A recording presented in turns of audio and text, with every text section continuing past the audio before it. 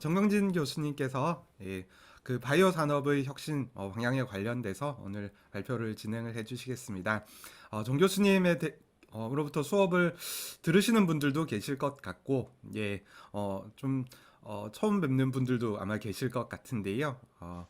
정 교수님께서 그 산업계에서도 계셨고 정책 쪽에서도 오랫동안 계셨고 그러면서 한국 바이오 산업 분야에 있어서 정말 그 뭐 실무하고 정책을 겸비하시는 최고의 전문성을 갖추신 분을 저희 대학원이 정말 적절하게 잘 오셨습니다. 예.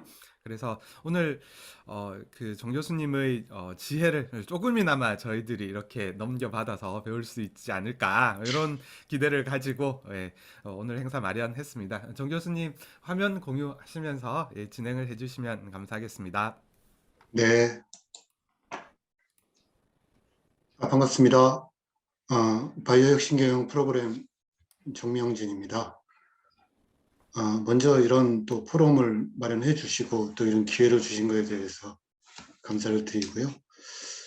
사실 이제 이런 그 오더를 받았을 때 무엇을 얘기해야 되느냐에 대한 고민이 있었습니다. 그래서 워낙 또 바이오와 관련된 기술에 대해서 포럼이나 세미나도 많고 또 여러 가지가 있어서 좀 더 차별화된 얘기를 드려야 한다는 생각을 가졌고요. 또한 또 제가 카이스트에 온 지 한 6개월 정도 돼서 6개월 동안 좀 생각하고 느꼈던 것들을 포함한 그런 내용들을 오늘 좀 얘기해 보고자 합니다. 그래서 제목은 좀 큽니다. 바이오 산업의 신성장을 위한 혁신 방향. 그래서 아주 진짜 제목이 굉장히 큰데 한번 이 부분들을 제가 생각할 때는 이런 부분을 좀 더 집중했으면 좋겠다 하는 이야기를 좀 드리고 싶습니다.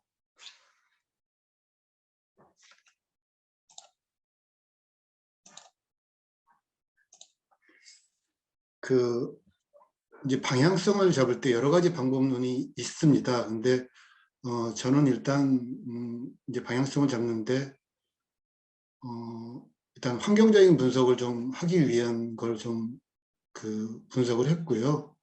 그 다음에 여러 가지 이제 글로벌 기관들이 이제 제약이나 의료기기 산업에 대해서 변화에 대한 전망을 해놓은 자료들이 있습니다. 그래서 또한 또 최근에 글로벌 사라든가 우리 국내 산업들의 동향이 어떤지 이러한 세 가지 방향을 가지고 한번 혁신 방향을 한번 도출해 봤습니다. 포스트 코로나, 지금 현재도 코로나긴 하지만 지금 코로나가 지금 2년째 되고 있고 아마도 내년 상반기까지는 이런 현상이 이어질 것 같습니다. 결국은 2년 반 혹은 3년 가까이 이 코로나로 인해서 여러 가지 상황이 많이 변합니다. 특히 정치, 경제, 사회, 문화 모든 게 변하는데 그 중에서 특히 이제 바이오 산업에 대한 영향이 가장 큽니다. 이 환경적인 영향을 좀 자세히 좀 면밀히 보고 이제 이런 부분들을 바탕으로 과연 우리가 어떻게 가야 되는지 이런 부분들을 한번 모색을 해보고자 합니다. 기본적 환경인데요. 뭐 다 아시겠지만 제일 중요한 부분들이 이제 기존에 있던 세계화에서 이제 탈세계화로 가게 됐습니다. 물론 이제 여러 가지 이런 팬데믹 경향에 의해서 차단도 있었지만 이제 그렇게 함으로 인해서 어떤 기존에 있는 자국 보호주의가 강화가 됐고요. 특히 이제 감염병 대응 시스템 혹은 보건의료 시스템 이런 거에 따라서 그 국가 간의 어떤 대응력의 차이가 있고 그 대응력의 차이에 따라서 산업이 복원되고 경제가 복원되는 부분들이 속도가 달라졌습니다.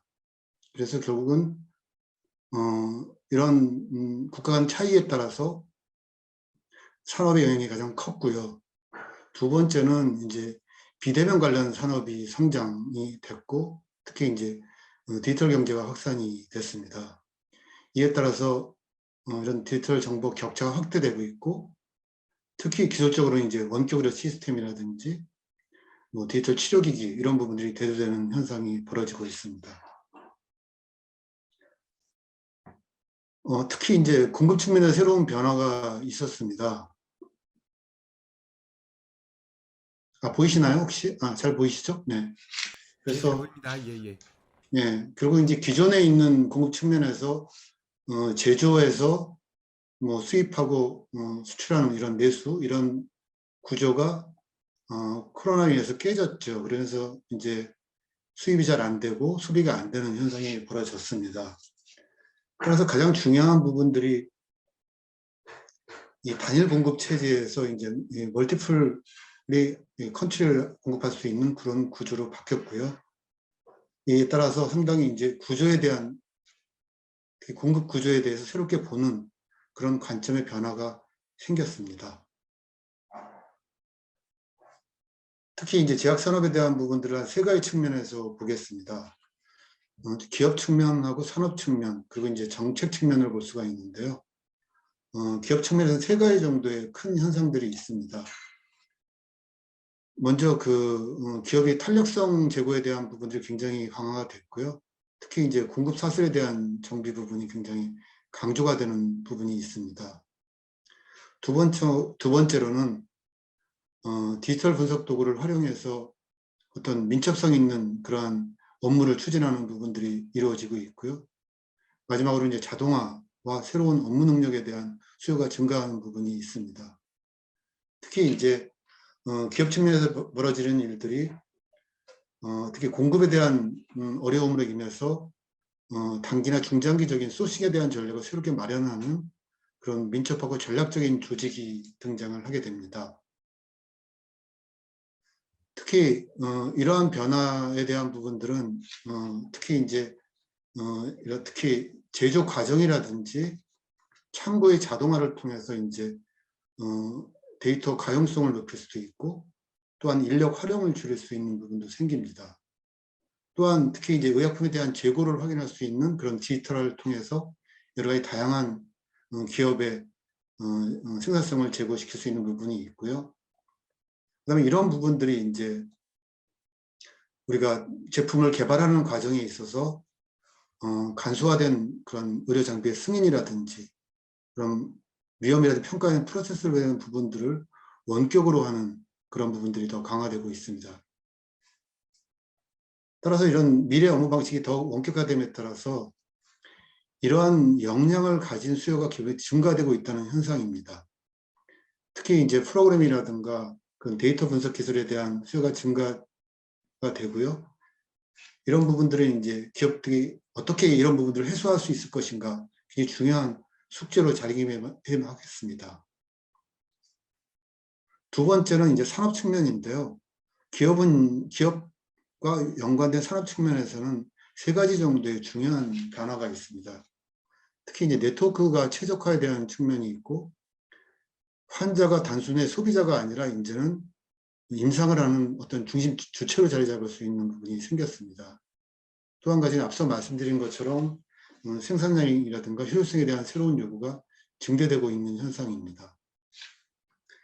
좀 더 세분화된 말씀을 드리면 이제 앞서 말씀드린 것처럼 이 공급 측면에서 여러 가지 균형이 깨지고 있기 때문에 새로운 네트워크가 등장을 되고 있고 그럼으로 인해서 특히 생산과 공급 시설을 이제 시장과 가깝게 하려는 경향.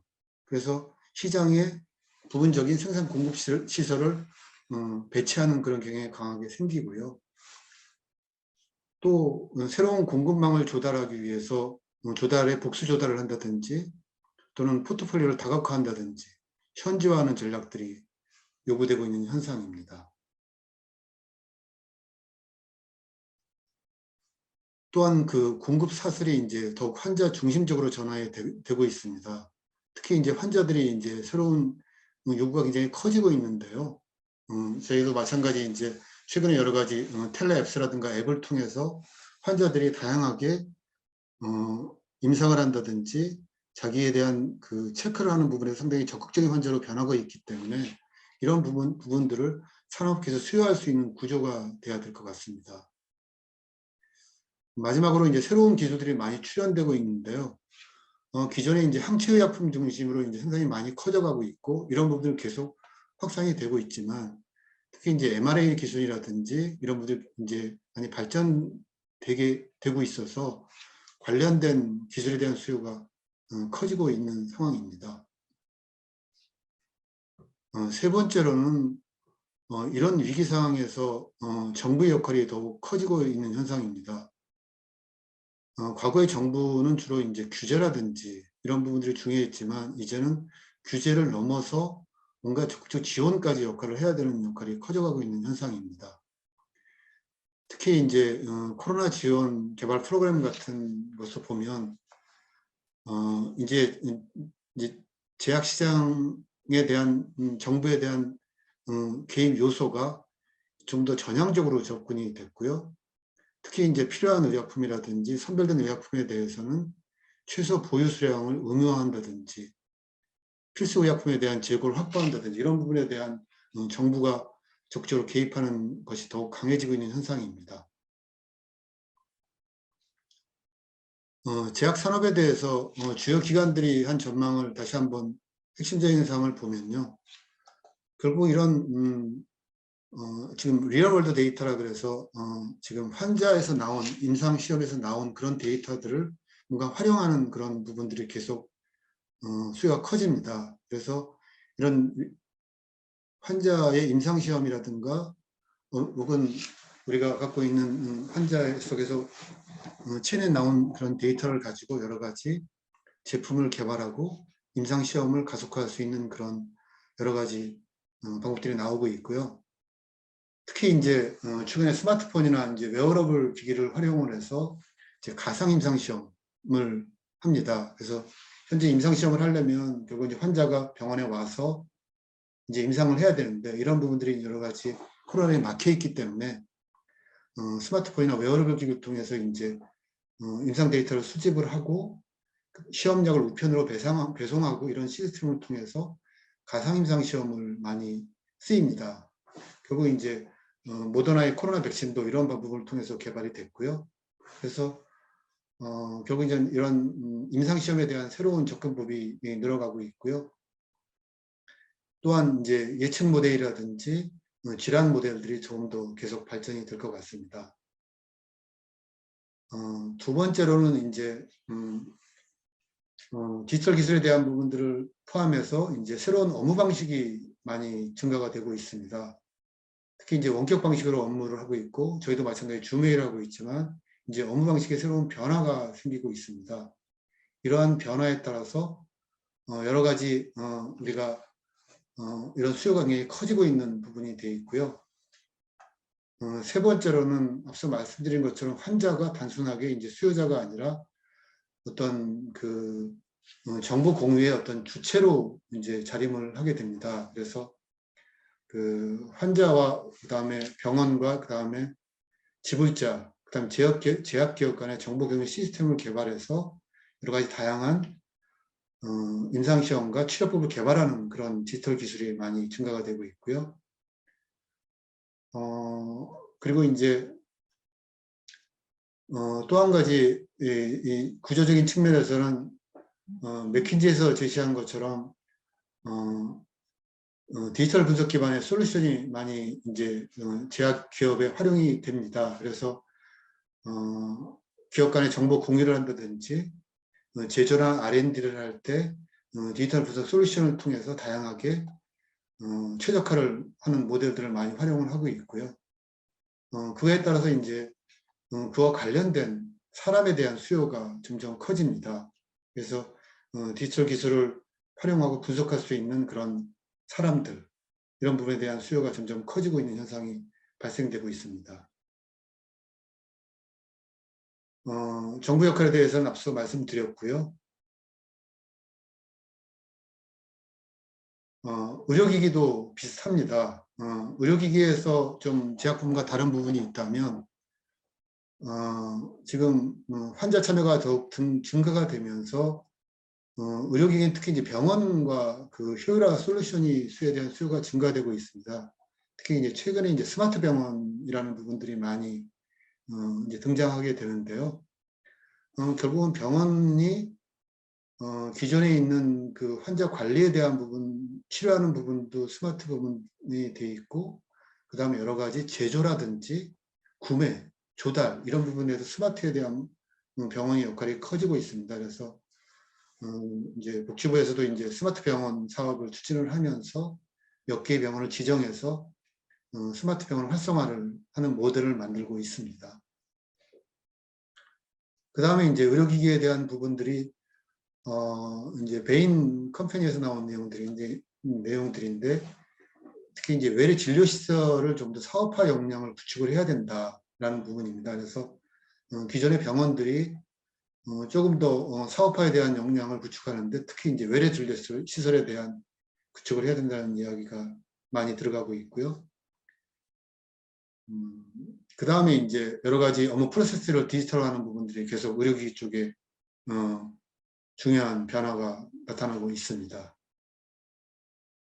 또 한 가지 이제 특히 의료기기는 제약하고 틀려서 이제 공학자, 과학자의 역할이 큽니다. 그래서 이런 공학자, 과학자와 의료인 간 협업을 할 수 있는 뭐 IoT라든지 그런 IT 활용이 좀 증가가 되면서 R&D 부분에 여러 가지 그 의사, 과학자 혹은 의공학자에 대한 역할이 점점 커져가고 있습니다.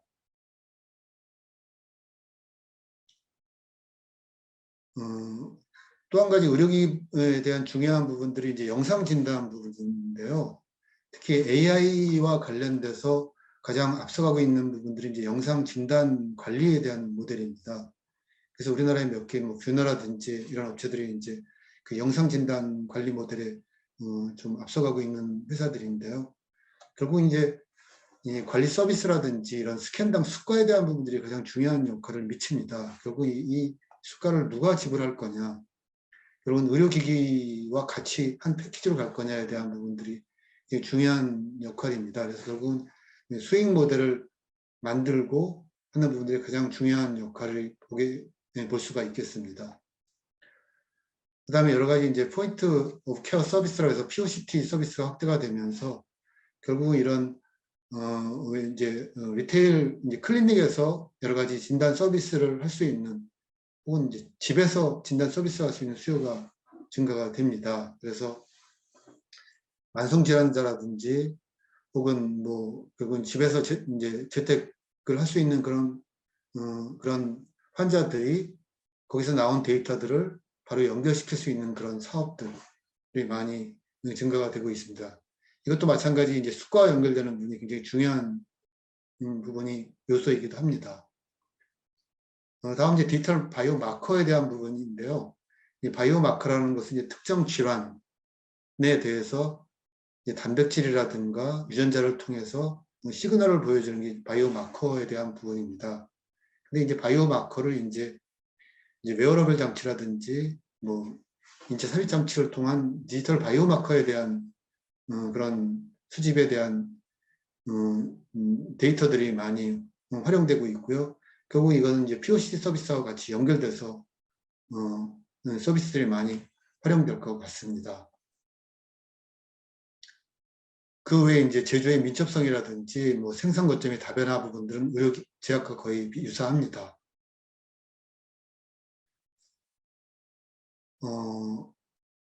사실 이 주요 기관들이 한 부분들 한 세 가지를 요약을 하면 결국은 디지털 기술에 대한 활용과 그리고 선택과 집중, 그 다음에 수요 관점에 대한 비즈니스 모델, 이 세 가지 측면에 대한 변화가 나타난다는 것입니다.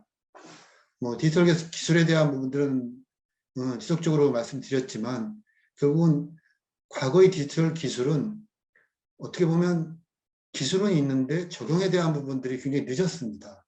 그런데 팬데믹을 통해서 이게 굉장히 빨리 왔죠.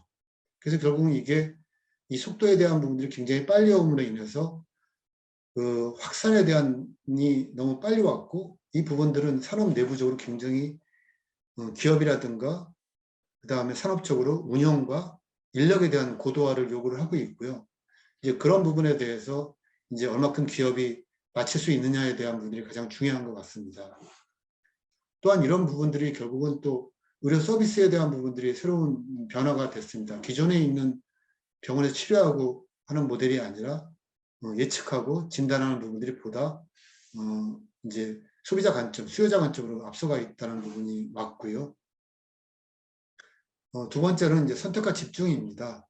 결국 이제 공급에 대한 부분들을 이제 여러 가지 제약이 생기면서 수요에 대한 여러 가지 원료 수급이라든지 또는 제품 수출, 연구개발 등 이런 부분들에 대한 다각화를 추진하는 과정에 있고요. 이제 그런 부분들에 있어서 조금 더 민첩한 제조 시스템들이 뒷받침되는 그런 것이 요구되는 상황입니다. 특히 이제 조금 더 세분화된 부분에 있어서는 어떤 진료 시설을 기반으로 해서 어떤 R&D를 할 수 있는 그런 전략들이 많이 등장하고 있는 현상입니다. 그런 부분들이 이제 3D 프린팅이라든가 뭐 자율기술 플랫폼 등에 대한 그런 역할일 수 있겠습니다. 세 번째는 이제 수요 관점의 비즈니스 모델인데요. 결국은 이제 기존에 있는 공급자 중심이 아니라 이제 환자 중심으로 여러 가지 변화가 되면서 여러 가지 AI 기반의 진단, 디지털 이런 비대면 수단들이 계속 등장하고 있는 상황입니다. 결국 이제 환자나 일반인들이 생산을 주도하는 역할을 하고 있고요. 결국 이제 공급자와 수요자가 상호 협력하는 기반 구조로 이행된다는 걸 의미를 합니다. 이러한 상황을 보게 되면 결국 우리 산업은 어떻게 변화가 돼야 되느냐가 초점으로 볼 수 있겠습니다. 이제 글로벌한 현상과 우리 산업계의 현상이 어떻게 링크할 수 있겠느냐 이런 부분인데요. 결국은 이러한 전망을 토대로 해서 결국은 이제 관련 기술, 아까 말한 이제 디지털 기술이라든지 여러 가지 관련 기술에 대한 개발이 필요하고요. 뭐 제도 개설은 뭐 말할 수 없는 현상입니다. 그래서 이런 기술을 통해서 이제 선도형 체제로 전환이 돼야 될 것 같고요. 그 다음에 이런 걸 바탕으로 해서 좀 더 우리 바이오 산업의 발전 방향을 한번 도출을 해야 될 것 같습니다.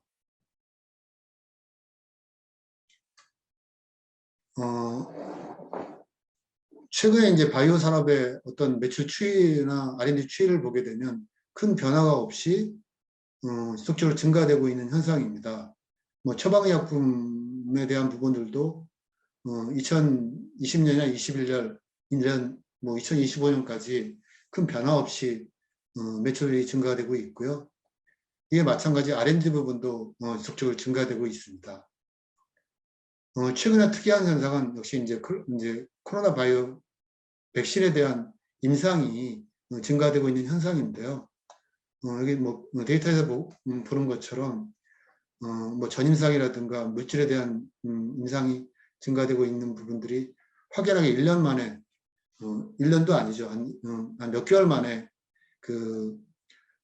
뭐 임상이라든가 이런 부분들이 증가하는 현상을 볼 수 있겠습니다.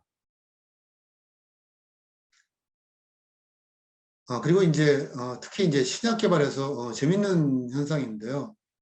지금 이제 한국의 이제 얼리 스테이지 파이프라인을 한번 보니 지금까지는 이제 주로 초기 단계의 파이프라인은 대부분들이 이제 미국 중심의 파이프라인이 있었는데 유럽이 좀 떨어지고 있고요. 파이프라인 숫자가 특히 이제 일본이 10%에서 많이 떨어지고 있습니다. 그에 반면에 이제 중국하고 이제 우리나라가 그 임상 파이프라인 숫자가 중국은 이제 10% 가까이 증가되고 있고 우리나라도 5.4%가 증가되고 있는 현상입니다. 사실 이게 이제 글로벌 파이프라인의 변방이라고 할 수 있는 아시아권, 특히 이제 중국과 일본에 대한 파이프라인이 증가되고 있다는 것은 굉장히 이제 고무적인 현상이고요. 특히 이제 우리나라 같은 부분들이 이제 어느 정도 이제 그 신약 개발할 수 있는 그 숫자들이 늘어나고 있는 현상이 굉장히 좋은 현상들입니다.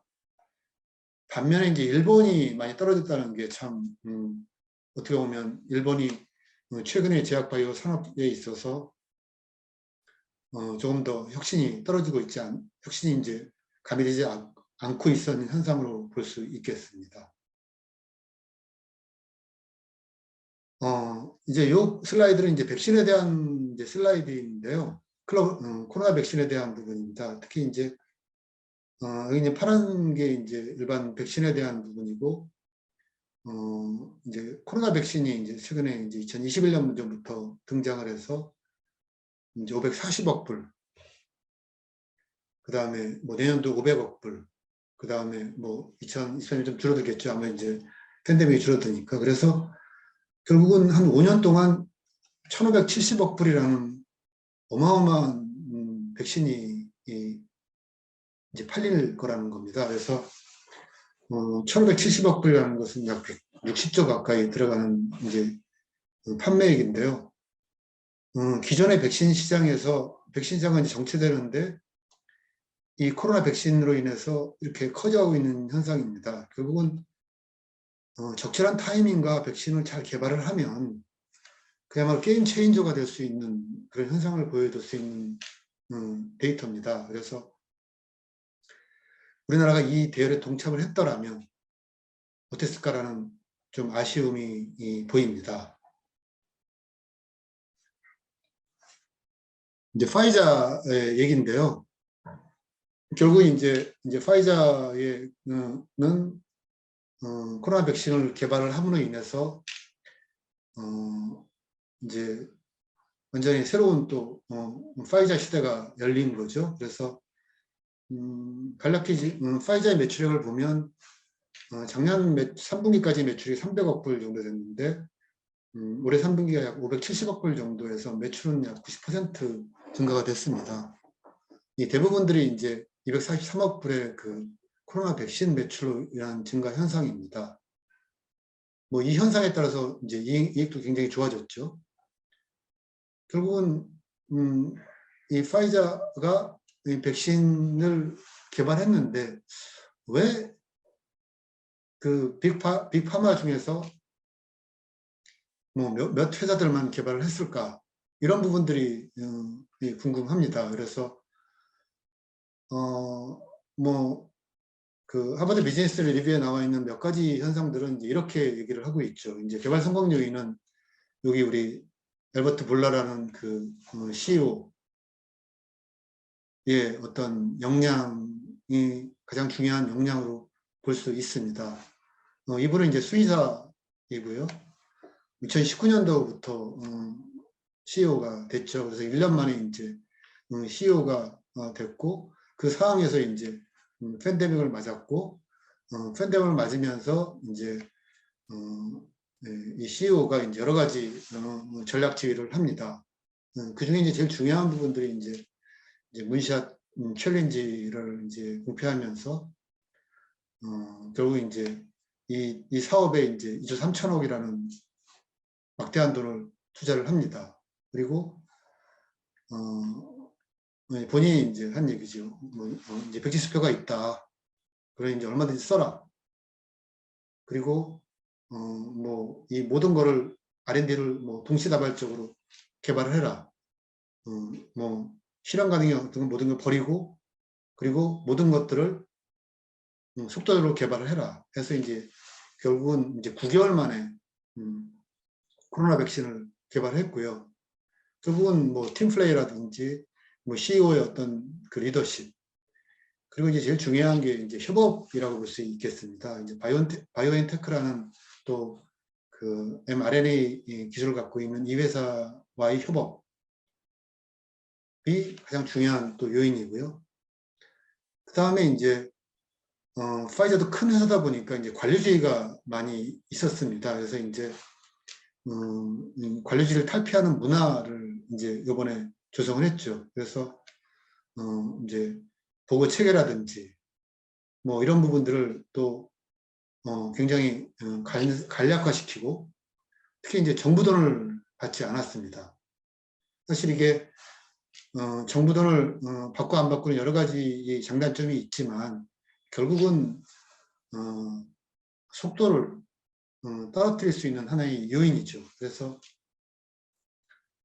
이 파이자가 그 빠른 시일 내에 9개월 만에 보통 이제 5년 정도 걸리는 그런 개발 과정을 이렇게 9개월 만에 단기적으로 드리는 바탕화에는 이런 걸출한 CEO와 그 다음에 이제 그런 문화가 가미가 됐고 또 협업에 대한 또 열린 오픈 이노베이션 그런 기능들이 작동이 돼서 이렇게 개발했던 것으로 볼 수 있겠습니다. 이거 이제 국내에 대한 이제 얘기인데요. 바이오 부분이 이제 최근에 뭐 신성장 얘기를 많이 하고 있지만 결국 이제 2015년에 이제 반도체라든지 뭐 자동차, 뭐 석유화학 이런 이제 기존에 있는 주력 산업들이 2015년부터 계속 조금 더 반도체를 제외하고는 이제 떨어지면서 오히려 이제 바이오매스가 이제 넘버 7으로 우리 산업에 등장을 합니다. 그래서 기존엔 거의 수입밖에 있던 산업이 이 바이오매스 산업이 뭐 거의 4, 5년 만에 더블로 성장을 했고 또 다른 기존 산업이 정체됨으로 인해서 지금 넘버 7이 돼 있고 이 현상이 이제 5년 후가 되면 뭐 이런 석유화학, 철강 이런 부분들을 좀 능가할 수 있는 거의 반도체 다음에 넘버 2나 넘버 3 정도로 이제 중심이 될 겁니다. 결국 이제 우리나라 산업들이 이렇게 단기적으로 뭐 거의 더블 이렇게 11억 불에서 50억 불 되는 순간이 12년이 걸렸는데 뭐 최근에는 전체적으로 거의 4년 만에 더블 되는 그런 현상들이 벌어지고 있습니다. 이런 것은 이제 제약의 이제 바이오 시밀러에 대한 부분과 뭐 최근에 이제 의료기기 부분들이 이제 뭐 진단 키트라든지 여러 부분들이 성장을 리드한 부분이 있었습니다. 하지만 이제 글로벌 바이오스 시장 규모에 비해서 우리는 아직 1.7%나 1.5%에 불과합니다. 이제 이 부분들을 어떻게 우리가 따라잡느냐 하는 게 가장 큰 현상입니다. 사실 여기서부터가 이제 제가 말씀드리고 싶어져 하는 이제 메인 얘기입니다. 지금 현재의 그 국내 선도 기업들은 아직 매출이라든가 연구별 비중이 뭐 열세이고 결국 이제 주로 중간 단계 기술 수출을 하는 부분에 돼 있고 특히 이제 백신 개발보다는 이제 생산이라든지 진단 키트에 이제 우위를 점하고 있는 현상입니다. 그래서 이제 우리나라가 이제 중요하죠. 세계 시장은 뭐 뭐 성장하면 되는데 우리나라는 어떻게 할 것인가? 이걸 한번 좀 생각을 해봤습니다. 그래서 결국은 이제 앞서 말씀드린 그런 환경적인 부분들을 우리가 받아들여야 될 것 같고요. 그래서 결국은 R&D에 있어서 이제는 이제 기존에 있는 이제 바이오 신약에서 시밀러에 대한 부분들을 계속 하면서 결국 이제 신약에 대한 부분들을 좀 더 집중을 해야 될 것 같고요. 그래서 기초과학 기술에 대한 투자를 얘기를 많이 합니다. 근데 저는 일반적인 기초과학 기술에 대한 투자를 하는 건 의미가 없습니다. 그래서 특히 이제 mRNA, RNA 기술 같은 좀 유망한 기술을 좀 선정을 해서 유망한 기술에 대한 투자를 해야 될 것 같고요. 이러한 부분들이 우리나라에 별로 없는 부분이 많이 있습니다. 이런 부분들을 하기 위해서 우리나라에 없으면 이제 해외 M&A를 들여와야 될 것 같고 기술을. 그래서 그런 기술을 활용할 수 있는 일반 기업 민간 차원에서 할 수도 있고 혹은 지금 정부의 바이오 펀드가 지금 7호 펀드까지 있습니다. 뭐 제약 펀드가. 근데 이제 이런 부분들이 이제 당초에는 해외 기술 도입을 하도록 만들었는데 이게 사실은 정책적으로 잘 활용이 안 되고 있습니다. 수익률은 굉장히 높게 나와 있지만. 그래서 아마 내년에도 이제 백신 펀드를 또 한 5천억 규모로 만들 예정인데 이런 부분들을 좀 활용할 때 이제 기초과학 기술, 특히 이제 유망한 기술에 대한 투자를 할 수 있는 그런 펀드를 이제 조성할 예정입니다. 두 번째, 우리나라의 또 중요한 부분들이 이제 비대면에 대한 기술이 많이 활용이 확대되고 있는데 우리나라는 규제 갈등이 굉장히 심합니다. 개인정보 활용, 특히 이제 유전자에 대한 활용 이런 부분들이 굉장히 커지고 있고 특히 이제 이해관계자. 그런데 특히 이해관계자를 얘기를 많이 하면 사실은 이제 우리나라 측면에서는 환자에 대한 이해관계자보다는 이제 시민단체에 대한 이해관계가 굉장히 큽니다.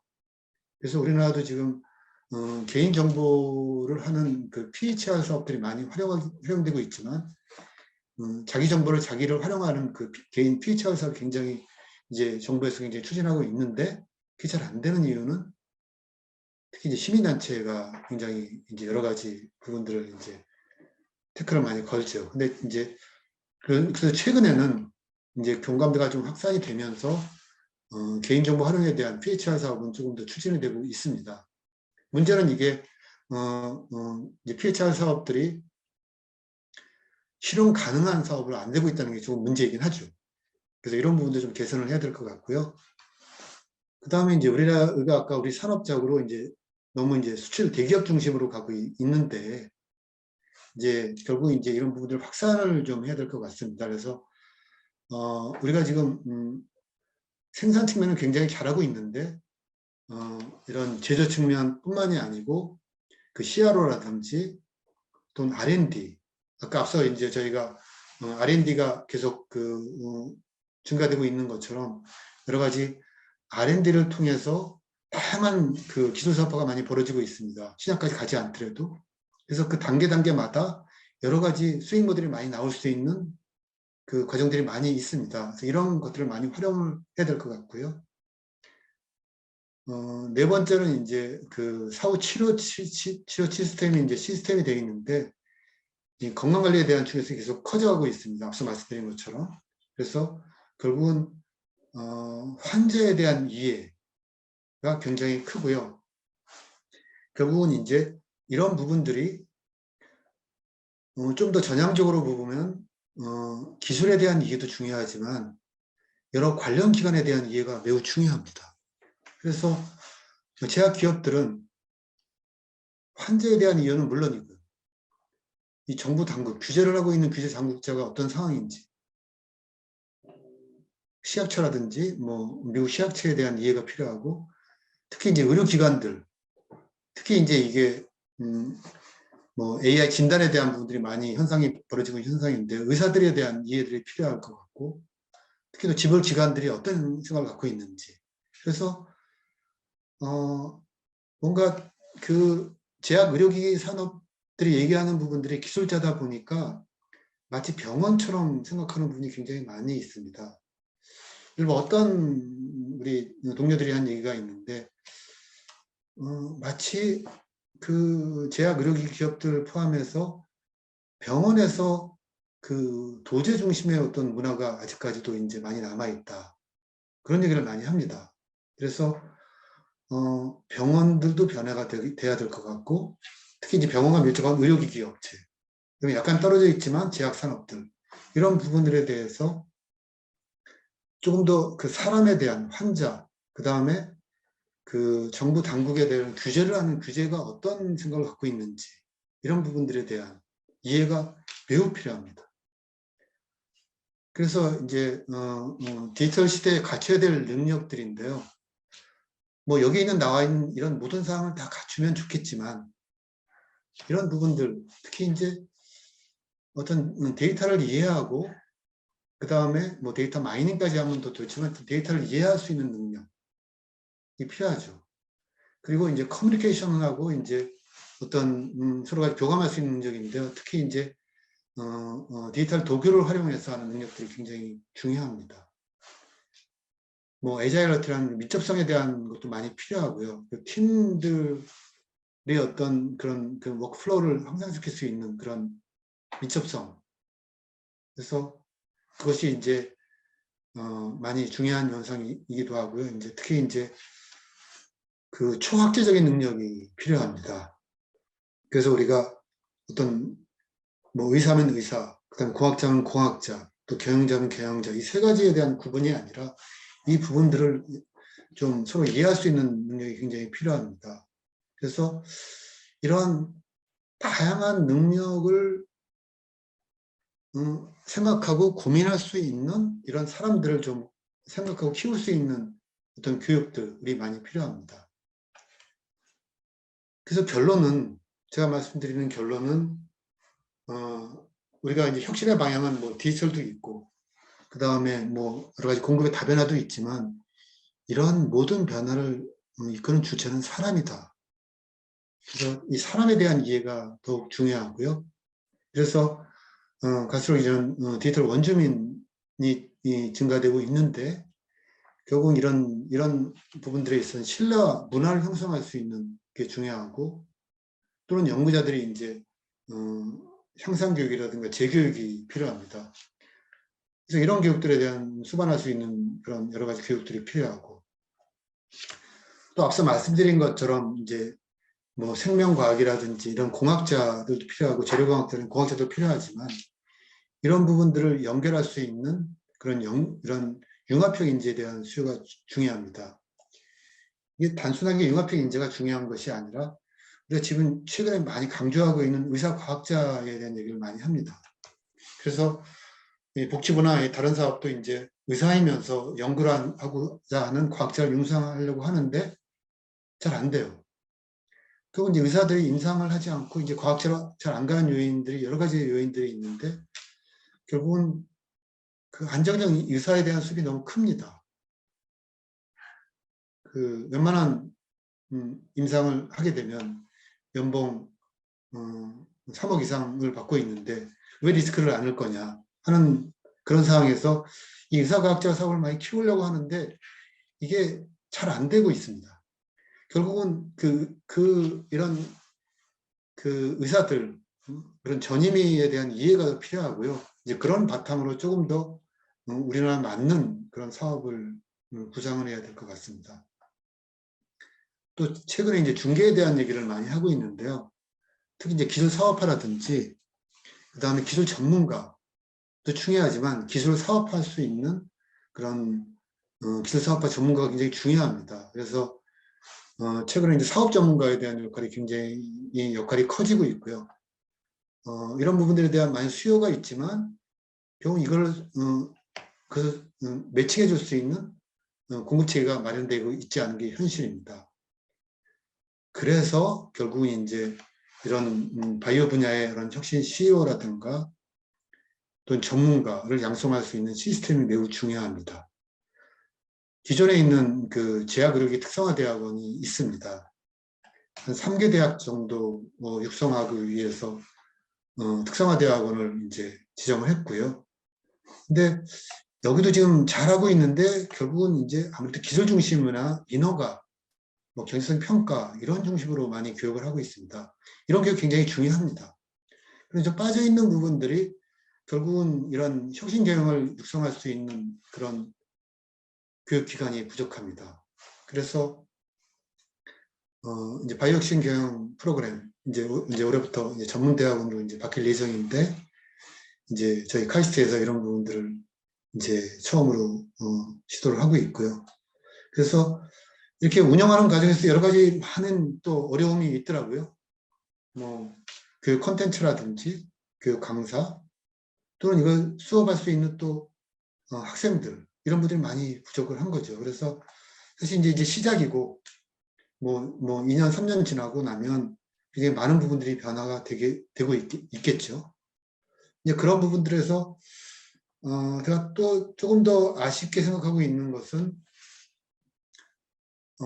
앞서 지금 이제 파이자 이야기를 좀 했지만, 그런 국내의 그런 바이오 혁신 기업가의 어떤 스토리에 대한 연구가 많이 필요합니다. 하버드에서 이제 그런 바이오 분야의 그런 스토리가 제가 한번 데이터베이스를 보니까 1,100건 정도 되더라고요. 그런데 그 중에서 써먹을 수 있는 건수가 또 한 4, 50건? 또 최근 것들 위주로 보다 보면, 뭐 지나간 스토리는 사실은 의미가 많이 없기 때문에 최근 2, 3년 스토리를 모아보니까 한 2, 30건 정도 나오더라고요.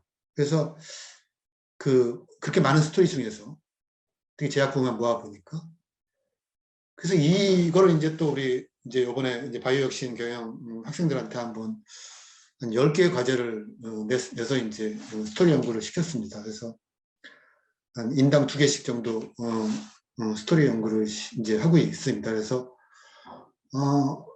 사실 이게 혁신에 대한 결과는 많죠. 뭐 기술 수출을 했다든지, 또는 뭐 R&D를 성공했다든지 이런 스토리 많은데, 그 중간중간에 숨겨진 스토리가, 히든 스토리가 별로 없어요. 그래서 이 부분들을 여러 가지로 메꿔야 되는 부분이 굉장히 큽니다.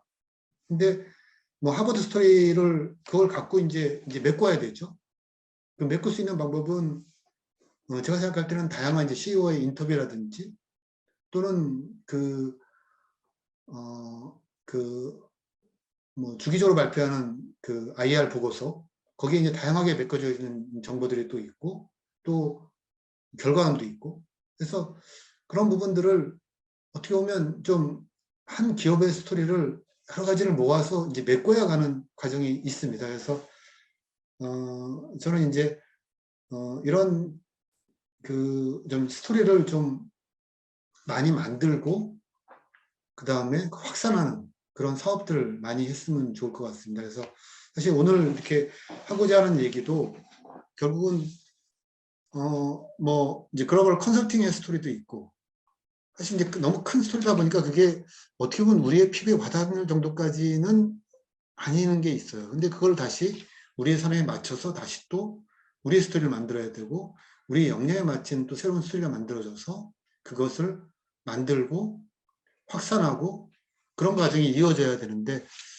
이런 연구를 많이 확산하는 부분들이 좀 더 이루어지면 저는 뭐 3년, 5년 내에 아까 말한 그런 여러 가지 혁신적인 현상들이 우리 산업 내에서 많이 이루어질 거라고 생각합니다. 네, 좀 뭐 이야기를 위해서 제가 하는 내용은 이 정도로 줄이고요. 네, 이상으로 오늘 이야기를 마치겠습니다. 감사합니다. 이게 좋은 발표 감사합니다. 이 코로나 바이러스 시대와 관련해서 이렇게 여러 가지 바이오 산업계의 변화 동향을 우선 짚어주시고 그리고 우리나라 바이오 신산업 혁신을 위해서 어떠한 노력들이 필요한지를 좀 조목조목 잘 짚어주신 발표가 아니었나 생각을 합니다. 특히 저희 바이오 혁신 경영 전문대학원이 앞으로 굉장히 중요한 역할을 해야겠구나. 특히 정 교수님께서 앞으로 참 여러 가지 큰 역할을 해주실 수 있지 않으실까라는 뭐 기대감도 좀 들었습니다. 혹시 발표 들으시면서 궁금하신 점 혹은 코멘트 의견 있으신 분 계시면 자유롭게 말씀을 해주시면 감사하겠습니다.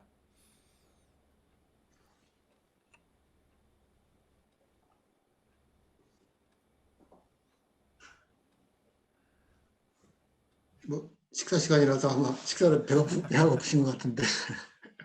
저는 들으면서 우선은 조금 들었던 생각 중에 하나가 네, 그러니까 그 보여주신 슬라이드 중에서 이제 우리나라 수출 품목 리스트 같은 것들 중에서 사실은 20년 전 생각을 해보면 이렇게 바이오 산업이 우리나라의 이 수출 순위에 이렇게 오를 것이다라는 생각 자체를 사실은 못했던 시기도 있었던 것 같습니다.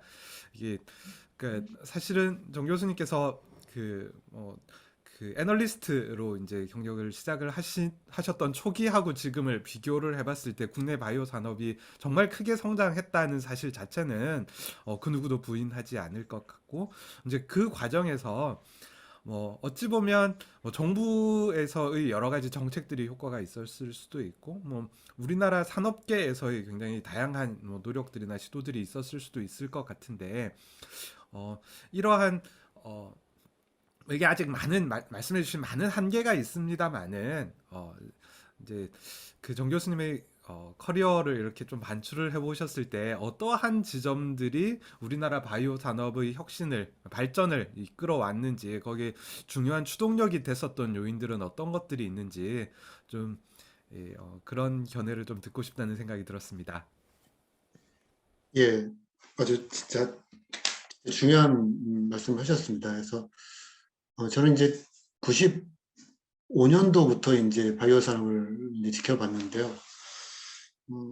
그때 95년도에 처음 시작할 때는 그야말로 그냥 마이너 사업, 그냥 그런 사업이었어요. 그래서 대부분들이 이제 자동차, 반도체가 주 사업이었고요. 그래서 이제 그런 사업화에서 그때의 그 신약 개발 단계에서는 그야말로 지금은 이제 뭐 상장 폐지된 종목이지만 동신제약이라는 회사가 있죠. 그래서 뭐 그래서 이제 인슐린 패치를 만든다고 막 하던 시기였었습니다. 그러니까 그야말로 진짜 뭐 복제약 시대가 였던 시기였고요. 그러다가 이제 2000년대 초반에 IMF 때쯤에 이제 한미약품이 이제 기수출을 처음으로 수출을 했습니다. 이제 그때 IMF 때. 그래서 지금 이제 6,300만 분 정도 10년에. 그래서 그때 이제 면역 억제제라는 기술 수출을 이제 처음 했습니다. 그래서 기술 수출이라는 게 뭐 그 당시만 해도 굉장히 작은 금액이었는데 6,300만 불이면은 그래도 한 6, 700억 정도 되었고, 그때 IMF 때는 굉장히 또 큰 돈이었고요. 이제 그 돈이 한미 약품의 어떤 기술 수출도 있지만 그때의 이제 기술 수출이 어떤 새로운 또 패러다임을 하나 구성했던 시기였고요. 그리고 이제 그 다음에 이제 또 새로운 현상이 한 번 있었다고 하면 결국 이제 바이오 산업의 새로운 엔트리였던 이제 셀트리온이라는 회사를 들 수가 있겠습니다. 그래서 아무튼 뭐 셀트리온도 그냥 이 모델은 아니었고 그냥 에이즈 백신을 개발하는 미국 회사와 같이 협업하는 그런 회사였는데 에이즈 백신 개발이 이제 어려워지면서 결국은 이런 바이오 시밀러로 돌았고요. 그게 이제 아마 새로운 진입자가 됐고 지금 아까 의약품 수출의 대부분이 또 바이오 시밀러에 대한 수출이고 뭐 기존의 일부분 녹시자 백신이 있었지만 결국은 바이오 시밀러의 수출이 가장 큽니다. 이제 거기에 이제 삼성이 같이 가세를 하면서 바이오 시밀러의 새로운 축이 구성이 됐고요. 그 다음에 세 번째 단계는 2016년, 15년에 이제 한미약품의 기술 수출 이렇게 큰 과정을 볼 수 있겠습니다. 그래서 결국은 한 20여 년 동안 진짜 뭐 마이너 산업에서 이제 제약의 어떤 부분들이 성장을 하고 있는데요. 이 산업 내에서 재밌는 현상이 한 가지가 있는 것은 우리나라 제약 산업은 따라하기 굉장히 잘하는 것 같아요. 그래서 한 회사가 성공을 하면 미투 보방을 굉장히 잘합니다. 그래서 만약에 셀트리온 없었다면 셀트리온 모델을 하는 회사들이 안 나왔겠죠. 뭐 한미가 그걸 안 했다면 또 한미의 모델을 안 따라왔겠죠. 그래서 뭐 예를 들어서 그 제약 CEO들이 제일 싫어하는 게 비교하는 겁니다. 우리 순위가 뭐 매출 순위가 뭐 떨어졌다. 굉장히 싫어해서 그거를 보여주는 걸 굉장히 싫어해요. 근데 제가 이제 증권회사에 있을 때 2002년도부터 그 실 데이터를 갖고 이제 보여준 적이 있었어요. 그랬더니 굉장히 이 데이터가 파급 효과를 미치더라고요. 월별로 이제 제약 순위를 쫙 매겨주는 거니까. 이제 그러면서 이제 제약 산업 내에서 순위도 알 수가 있었고요. 그래서 한 일례로 유한양행이 굉장히 막 2015년도에 이제 빵빠레를 올리려고 굉장히 막 자기네가 수출을 많이 하고 그 다음에 빵빠레를 올리려고 하고 있었는데 갑자기 한미약품이 기술출하면서 모든 걸 스톱시키고 그 유한이 한미를 따라가야 되겠다는 그런 이야기를 합니다. 그리고 또 기술출 전문가를 또 리크루트를 해서 결국은 또 유한이 한미를 따라잡는 그런 상황이 발생되는 걸 보이더라고요. 그래서 이 국내 제약업계에 뭐 여러 가지 요인들을 이렇게 주는 게 제일 중요한 거는 아까 순위를 매겨서 충격을 주든지 아니면 성공 스토리를 확산시켜 주든지 이런 게 굉장히 중요하고요. 정부 측면에서 또 이게 또 한 가지 재밌는 현상이 있는 게 이제 정부도 제가 이제 한 15년 정도 이제 정부 정책을 했는데 뭐 그전에는 정부 정책이 제일 중요한 것도 또 순위입니다.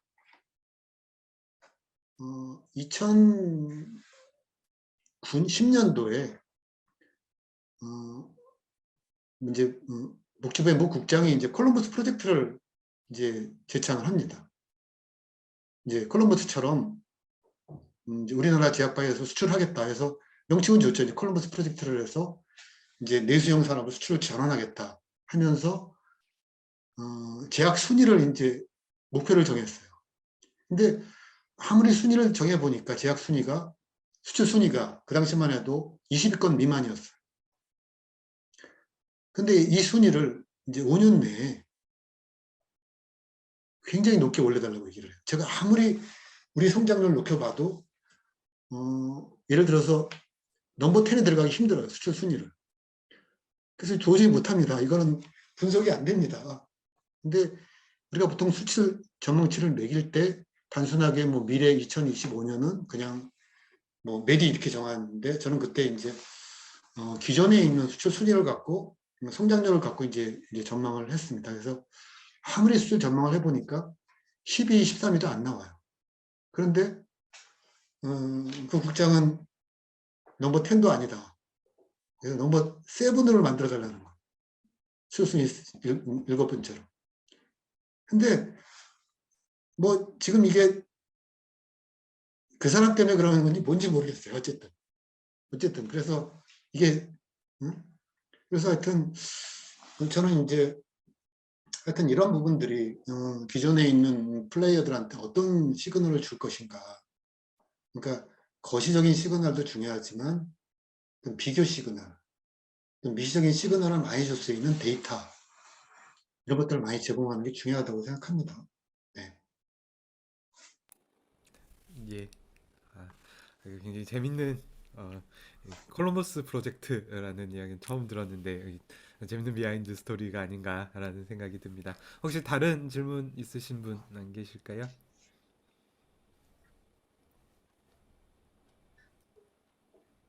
뭐 나중에 뭐 저기 채팅에서 뭐 좀 있는 것 같아서 한번 제가 채팅을 지금 노송 교수님께서 그 수상 관련돼서 이제 예. 말씀 주신 내용. 그래서 뭐 하여튼 나중에 뭐 또 이메일이나 또 필요할 때 또 질문 주시고요. 교수님, 제가 하나 저기 뭐, 네. 네.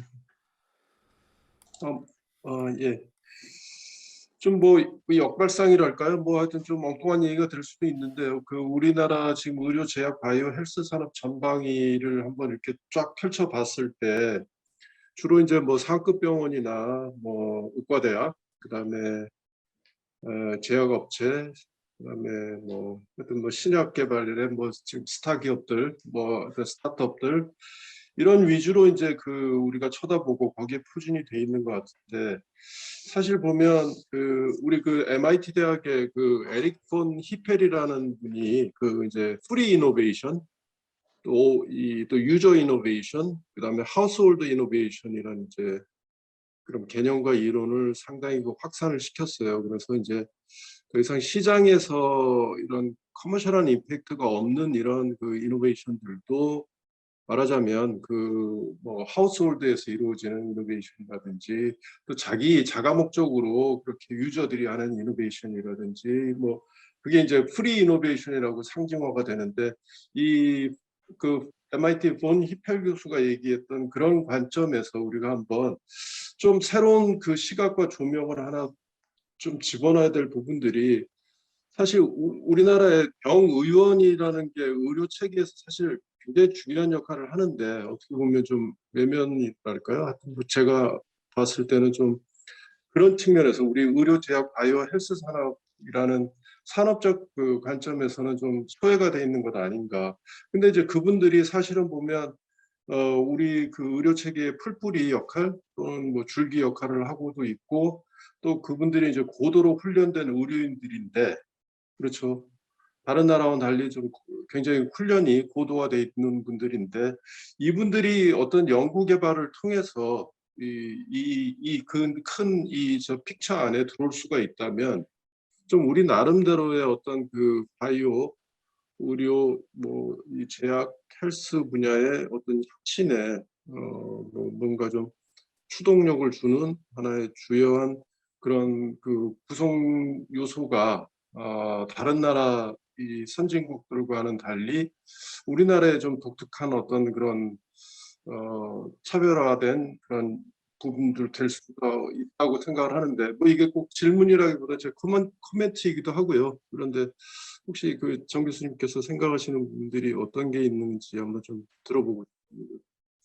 네, 의료인들, 예, 말씀하신 거죠. 의료인들 특히. 예, 예, 음. 의료인들.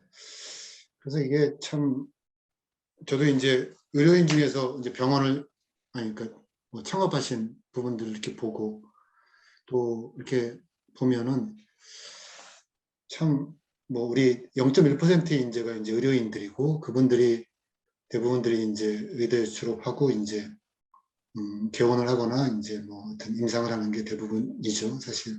그래서 이 부분들은 뭐, 사실 뭐 우리 병원 의원이라 가보면 너무 바쁘잖아요. 그래서 사실 의원급이라든가 뭐 이런 또 병원급, 사실 이제 뭐 상급 종합병원까지 가도 사실 너무 많은 임상을 보고 있기 때문에 바빠서 사실 굉장히 연구하기 어려운 구조로 돼 있더라고요. 그래서 이제 뭐 정부 측에서 다양하게 뭐 연구중심 병원을 지정한다든지 뭐 의사과학자를 양성한다든지 막 이렇게 정부 사업을 하는데 그게 또 생각만큼 잘 안 되더라고요. 그래서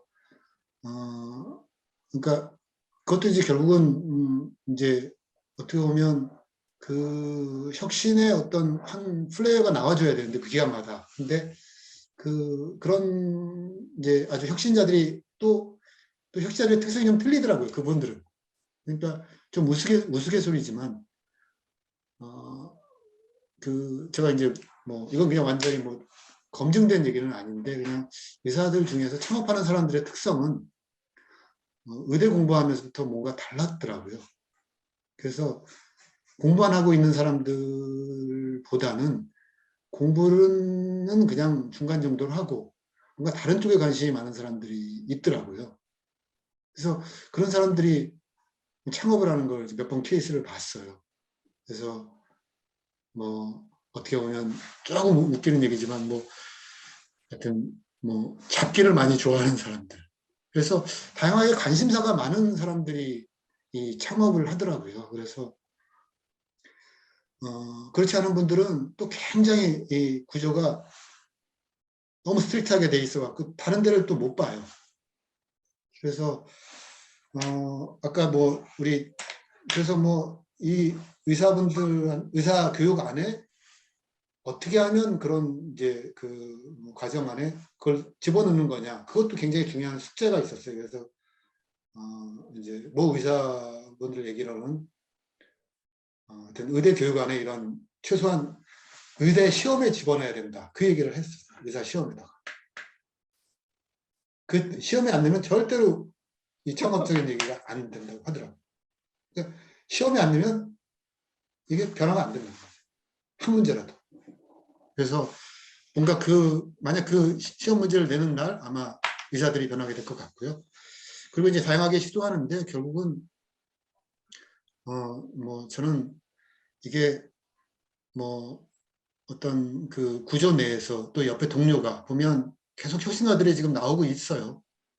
뭐 주요 빅5 병원 플러스 뭐 이제 한 뭐 10이나 20개 병원 그 안에서 상부종합병원 위주로 뭔가 창업해서 돈 벌었다는 스토리가 많이 나오고 있어요, 지금. 그리고 웬만한 사람들은 지금 창업을 거의 했고요. 그래서 아마 굉장히 좋은 현상들이죠. 물론 이제 다음에 질 관리가 될 텐데. 그래서 지금은 이제는 뭐 나와 있는데 이 사람들을 이제 조금 더 창업 전선에 나와 있는 사람들을 어떻게 하면 이제 점프할 수 있는 그런 뭐 재교육, 뭐 중간관리 교육 이런 부분들을 좀 더 사회적으로 누군가 해줘야 되는 시점이 아닌가 싶습니다.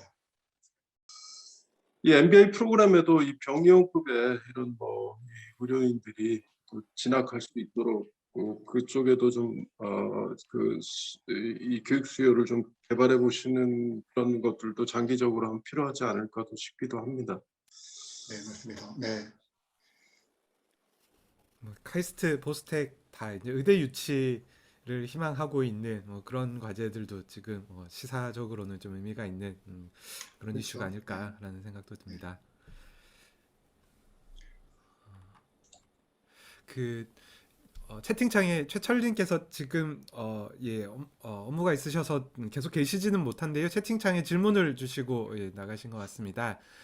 CMO, CRO 등 각 영역에 있어서 디지털 트랜스포메이션 하는 것이 좀 사업화 가능성이 있지 않을까, 그런 스타트업이 국내에 좀 있는지 질문을 좀 주셨습니다. CMO라고 하면 이제 위탁 생산 하는 회사, 예. CRO라고 하면은 이제 임상 시험을 위탁해서 수탁받아서 하는 회사, 뭐 이런 것들인 것 같은데요. 그런 스타트업들이 국내에 좀 있는 실정인지요? 굉장히 많이 있죠. 지금 물론 이제 CRO 같은 경우는 워낙 이제 큰 CRO가 있고 나머지는 다 사이즈가 1년에 1,000억 미만 매출이 그것도 굉장히 큰 사이즈인데, 그래서 아직은 이제 CRO 사업이 크진 않고 CMO는 이제 뭐 많이 있죠, 우리는 최근에. 그래서 지금 결국 이제 디지털 트랜스포메이션을 해야 된다고 하면 결국 이제 돈에 대한 부분이 또 마찬가지 들어갈 것 같습니다. 그래서 결국 이제 스타트업은 충분히 많은데 이걸 이제 수요할 수 있는 우리 시장은 그렇게 크지가 않은 거죠, 아직까지는.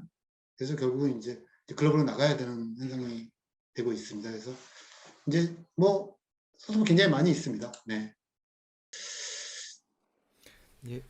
원래 예정했던 시간이 좀 많이 지났기 때문에 오늘 INTM 포럼 행사는 이것으로 마치도록 하겠습니다. 이렇게 장시간 참여해 주신 여러분 대단히 감사드리고요.